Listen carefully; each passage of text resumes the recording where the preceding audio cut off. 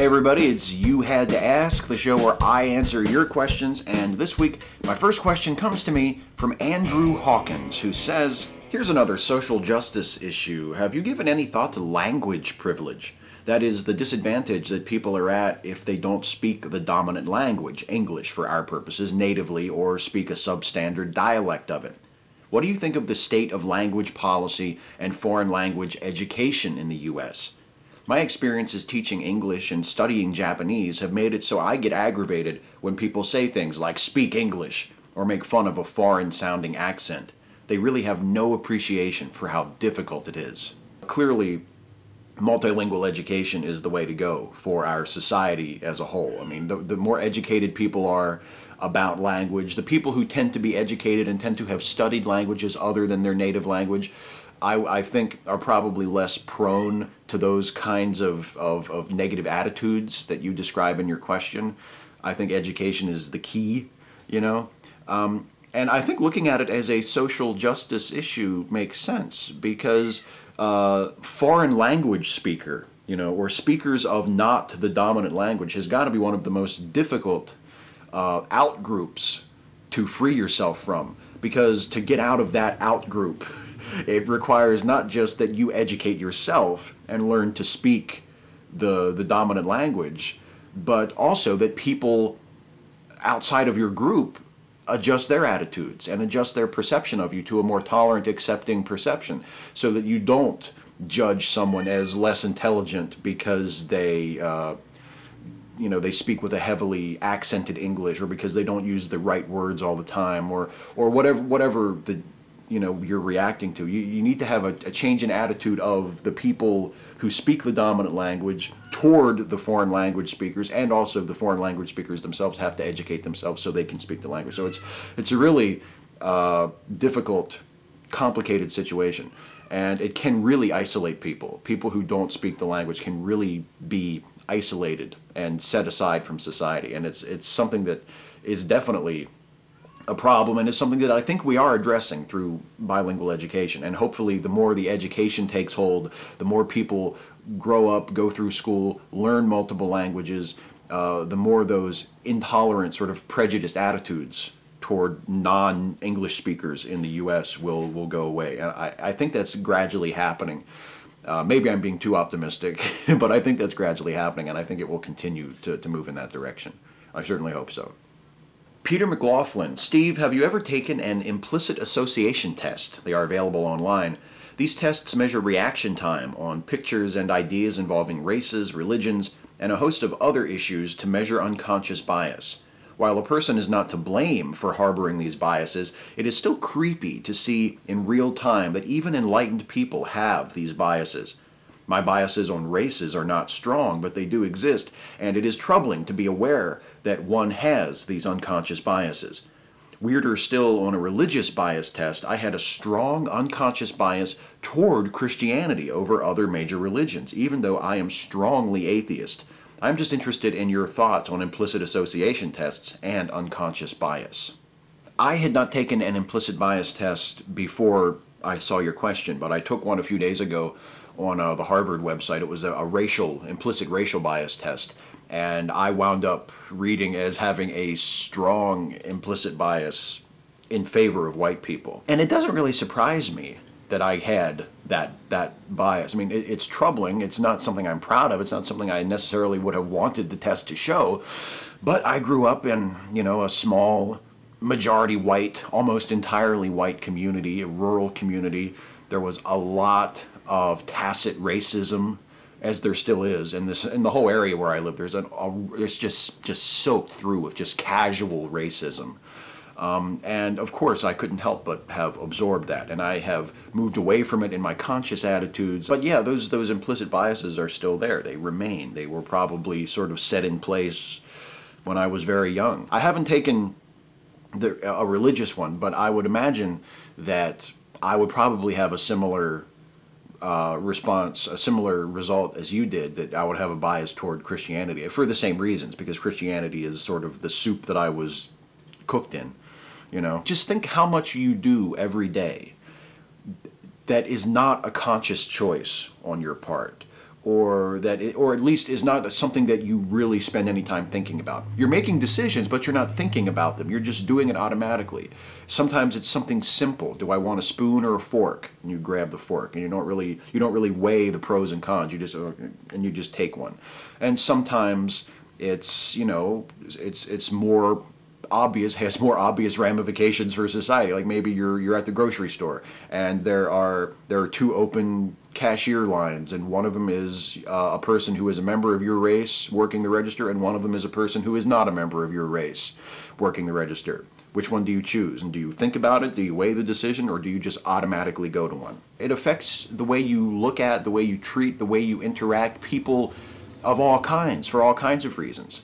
And usually with no malicious intent involved. That's one of the difficult things about it, is when you talk to people who are skeptical of things like, affirmative action or feminism or things like, and they say, well, I'm not racist. I don't have anything against, if they're talking to a white person, they might say, I don't have anything against black people. And they probably don't. They probably, I'll give them the benefit of the doubt and say they don't have anything consciously against black people. They don't set out to treat people differently or wish any ill will toward people of any particular race, but they still might have that implicit bias. They still might unconsciously treat people or react to people differently based on their skin color. And that can be a difficult thing to correct for, but it's worth being aware of. You can't correct for it if you're not aware of it. Jackal Blades. So while watching your Stuffy and Steve video, I had one slight issue. It was when Stuffy said that he was looking for a woman to fill the spot. I think the video would have been better with one slight change to the script. I'm looking for the best person for the job, and the best applicants were women. I feel that looking for a specific sex is sexist. Am I wrong here, or did I just misunderstand? I think the closest other position I have would be I am against racism, nor do I support affirmative action. Well, this would be a point then that you and I disagree on. I would take the opposite position. I would say I am against racism, but I do support affirmative action. And one of the reasons that I support affirmative action is because I am against racism, and I think it's worth trying to correct the bias against people of particular races that already exists. And that's why I don't have a problem with what Stuffy says in that video, and that's why I intentionally wrote it so that that's what he said, so that he didn't say the best applicants just happen to be women. When Stuffy said, I want a woman for this position, he was intentionally acting to correct a gender inequality that existed on the board of his charity, right? He saw that there were way more men than there were women. He judged that women were underrepresented, and so he decided to find a qualified, and qualified is a very important word, because he's not just finding a token woman, and he's not just throwing someone on there who happens to be of the right gender. He's finding a qualified individual who could do the job as well as any of the other applicants, but is a woman who will correct for the inequality that already exists. The problem with saying, well, that's sexist too, because technically you're correct. If you choose a woman partially because she is a woman for a position when you could have chosen a man, you are exercising a choice. You are making a sexist distinction. But I think that you can only count that as a bad thing if you consider it just purely in principle, out of context. A lot of these arguments against things like affirmative action and against things like, choosing women for jobs in male-dominated fields, a lot of the arguments against that rest on considering things in principle. Yes, in principle, it is wrong for someone to get a job over someone else because of a difference in their gender or because of a difference in their race. Absolutely right. But we're not talking about in principle. We're talking about a real-world application in the context of our culture where biases against women and biases against non-white people exist and are real and affect people's lives and affect the direction of our society. And I think those biases, those inequalities need to be addressed and need to be corrected for. And that is what Stuffy did in that video. That is a fictional example of that sort of thing, and I have no problem with it at all. Gypsy Tim, hey Steve, what do you think of shows like The Daily Show? Obviously, Jon Stewart is hilarious and it's a very entertaining show, but the show would have less material to work with if there weren't so many insane politicians or Fox. doesn't it somehow distract from serious, important issues and feed off the insanity of American politics? I don't know if it's that healthy to laugh about things that are fundamentally tragic and horrible, wrap it up in a 30-minute show and put a bow around it. Does it have anything more to offer than entertainment value? I think it does. I'm a big fan of The Daily Show and of The Colbert Report. And I think, yes, it does have more value than just entertainment value. I think a lot of the time within the comedy, there is a much more serious exploration of the news that is being commented on than you would find on many straight newscasts.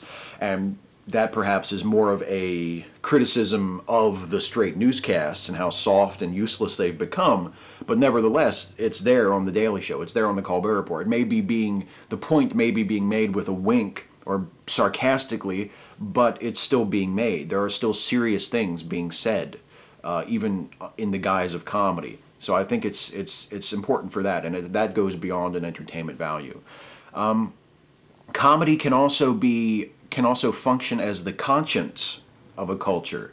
There's a lot more moral outrage and a lot more righteous indignation. Again, even though often, especially in the case of Colbert, because he's doing it in character and he's being much more satirical usually than Jon Stewart is being, there's a lot more of that on those shows than there is, again, in the straight news media. Jon Stewart has done stories on The Daily Show for years where he has been sort of like not to this insane extreme, but he's been like the Howard Beale of the media, where he's the guy standing like the backlog at the Department of Veterans Affairs here in the U.S., where veterans have been waiting months or years to even get examined. You know, it's been a disgrace, and it's been spoken about more often and more passionately on The Daily Show than in almost any other media outlet. And sometimes it's played for laughs. There are jokes. There are ways of sort of laughing at the tragedy. But there have also been moments where Jon Stewart will kind of drop the comedy for a moment and just look into the camera and go, "What the hell is going on here? Like, why is this not being dealt with? And why is this not a huge story in the rest of the media? Why are we the only ones talking about this?" So yeah, those shows serve a vital function, you know. And plus, I think laughing at the tragedy and laughing at horrible things is at times, I would say, for my taste, oftentimes a healthy thing. It can relieve stress. It can help us gain perspective. It can help us to cope with tragedy. And it sometimes can even be a motivator. Just because you laugh at something doesn't mean you dismiss it. You can laugh at something horrible and still feel driven to address it and to change it. So yeah, and you know, The Daily Show and The Colbert Report and shows like that, satirical shows, comedy shows, they tell us who we are as a culture, as a community. They show us ourselves in the mirror. And that's a good thing. That's a healthy thing and a necessary thing.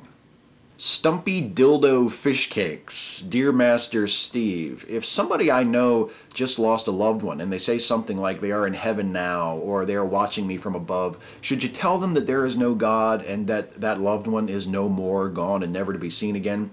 Be honest and tell them the truth, or should you respect their beliefs and what they are going through? Do you believe it's not the time and place to talk about such things? I hear a lot of different opinions about this. Some atheists say that you should just tell them no matter what, who they are, even if it breaks their heart, although I think it's a bit extreme and just not the time. I would not want somebody telling me they are in heaven or it's part of God's plan, so why should I do it to them? According to them, if my grandmother died, I am supposed to tell my mom, "Sorry, Mom, there's no God, God's not real, Grandma's dead, never to be seen again." They think the truth is more important than the heartbreak, and it's up to us to break people out of delusions and help them face reality. My mom's Christian, but she accepts me as an atheist and does not try to convert me or throw God in my face, so why should I do the same? Sometimes when atheists say things like this, it makes me think a lot of them, not all, are heartless and to some extent make me feel ashamed to be a part of that group. Any thoughts or advice? I don't think you need any advice. I think you've got it. I agree with you. Again, a lot of this comes down to, and I've said this about a lot of different issues, And I think it's a really useful way of thinking about it. You have to draw a line between how you treat individuals and how you look at things on the scale of a community or on the scale of a country, a society. I think it would be a good thing, a very good thing, for our society, for our species as a whole, to let go of the superstition, of the religion, of the belief in God and an afterlife and eternal reward or eternal punishment. I think if we rid ourselves of all of that, we would be much better off, because I think that that stuff does not represent reality. And I think we're better off living in reality when we're dealing with reality and we're thinking about it and reconciling ourselves to it as it actually is, as best as we can figure out what that is. But you're right. One-on-one, there is a time and a place. And the time and place to have a discussion with a person about whether or not there is a God, whether or not there is an afterlife, is most certainly not when they are in the grieving process over the loss of a loved one. That's not just insensitive. That's stupid. It's counterproductive. If your goal, even if you are like an emotionless, logical, atheist-pushing machine, you know, and all you care about is talking people out of their religion and convincing people that that the gods they believe in are not real, you're not going to accomplish that by telling that to a grieving person who is desperate for comfort. It's not the time or the place. And it may never be the time or the place. And I think you have to respect people and accept that. It may never be the time or the place for your mom or your dad or whoever. I completely agree with you. Would it be better for people to rid themselves of those false beliefs and those delusions? Yes, of course, I think so, yes. But does that mean that you should be going up to people at the funeral and saying, you know, there's no heaven, right? You know, there's no hell. It's cruel, it's insensitive, and it's counterproductive, because those people are not going to become atheists. Those people are going to react to you very harshly and very angrily, and they would be right to. Alt-punk metal. So I just recently subscribed, and I find your videos remarkably entertaining, funny, and informative. There is an issue I would be interested in hearing your input on in the next You Had to Ask video.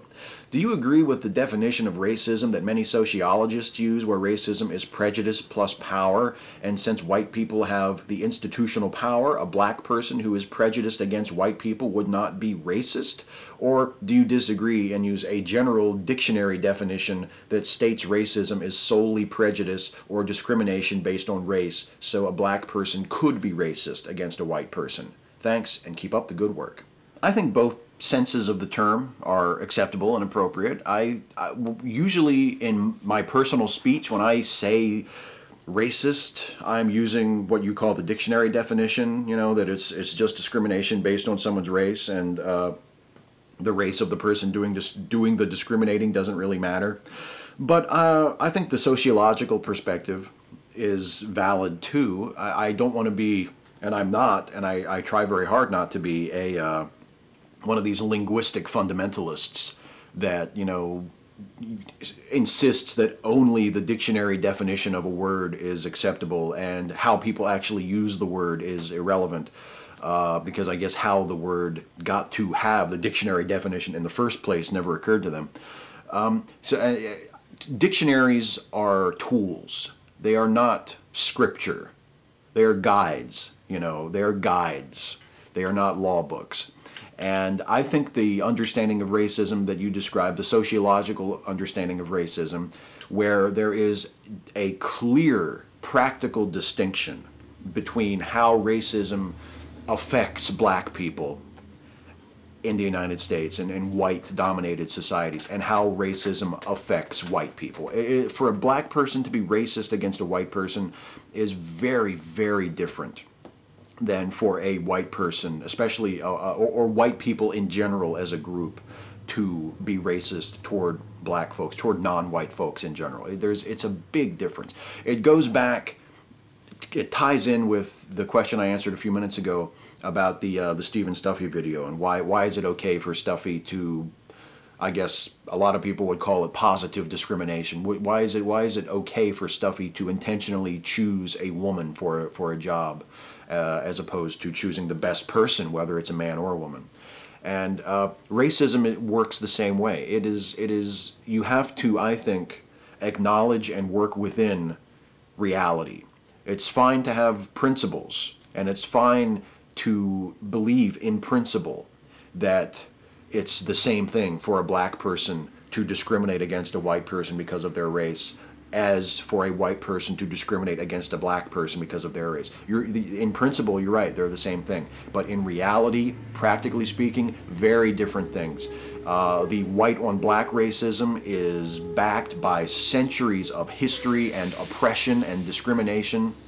And the black on white racism, within the context of that history of discrimination and brutality, even though you can never say that it's excusable, because by its very nature, racism is inexcusable, but it's understandable. I mean, if I meet a black person and he has a suspicion of white people, if he has a bias, implicit or otherwise, against white folks, I can understand that. I think that comes from an understandable place. I don't agree with it. I don't think it's healthy. I don't think it's right. I think we should want to rid society of those biases just as much as we want to rid society of the biases white people have against black people. But I cannot and will not pretend that those two biases are equally damaging to society, because clearly the biases and the ways that white folks have acted on their biases toward non-white people has been far more damaging to our society and is a far bigger problem than whatever prejudices or racial biases that black folks or non-white folks have had against white people. Principally they're the same, but practically they are very different. And I prefer to deal with them practically because I live in the practical real world. I don't live in principle world where all things are equal. Randy Owens, hey Steve, have you ever tried or considered trying to work the background traffic noise into your lightning round segues?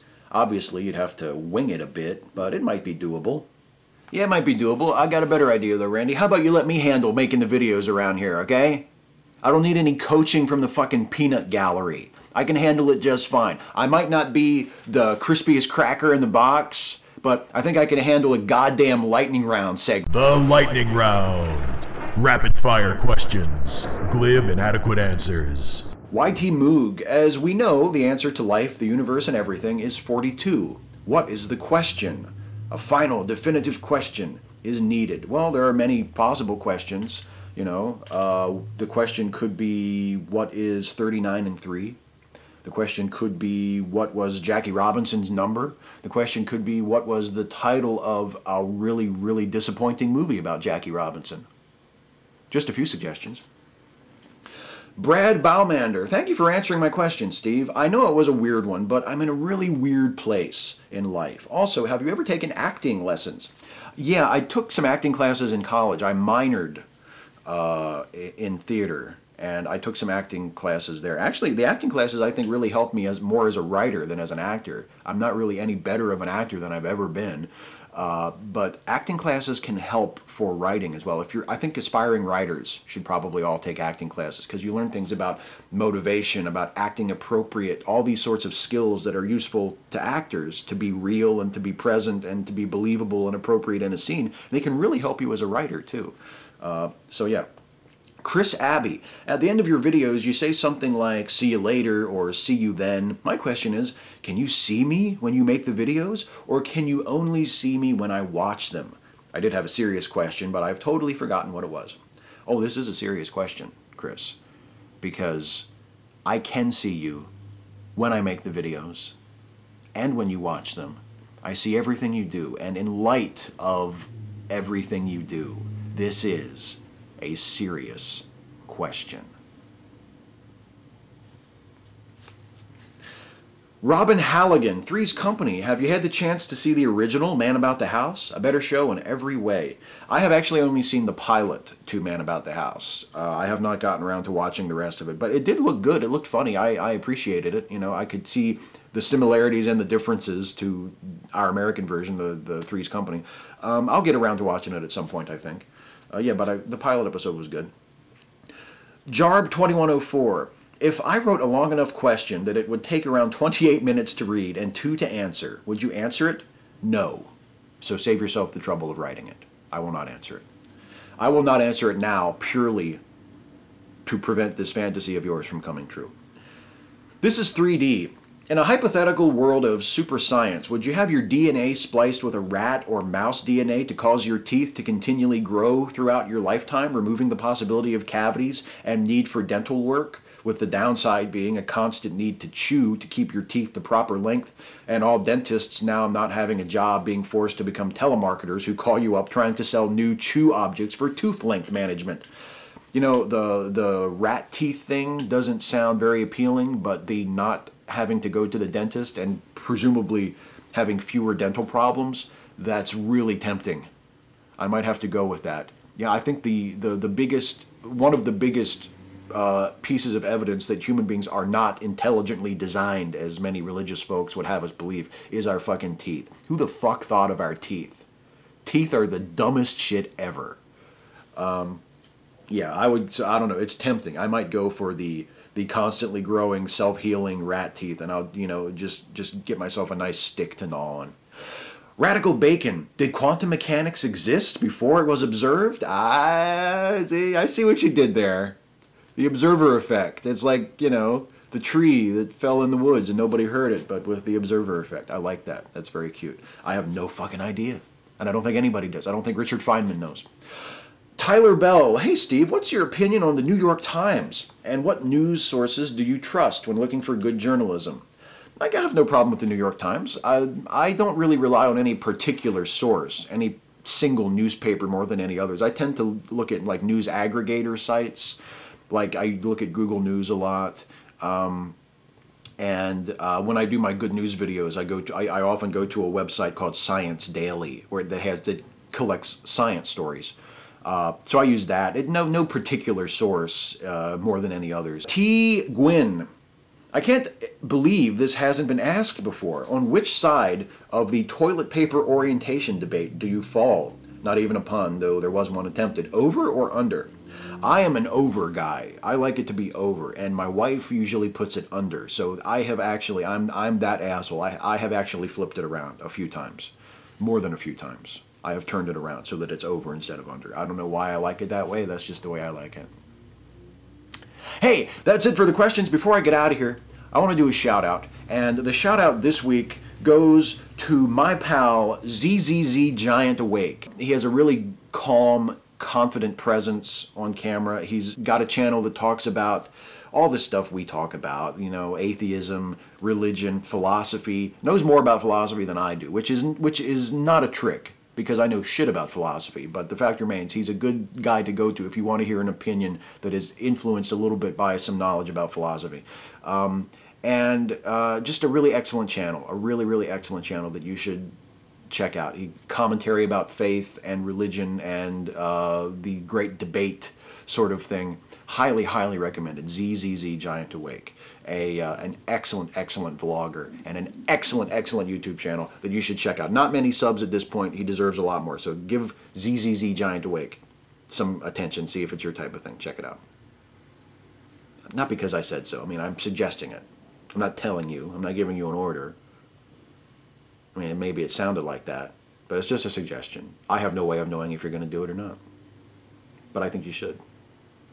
Anyway, that is it for the show this week, guys. Thank you as always for watching. Please leave a comment on this video and ask me a question for next time, because I cannot do this without you. In order for me to do these videos, you have to ask. You have to ask. Again, not an order, just a statement. You have to ask for me to answer. So please leave a comment on this video. Ask me your question for next time. Ask me anything about anything. Nothing is too serious. Nothing is too silly. I will answer as many of them as I possibly can in the next video. So until the next video, and this one goes out to you, Chris, I'll see you.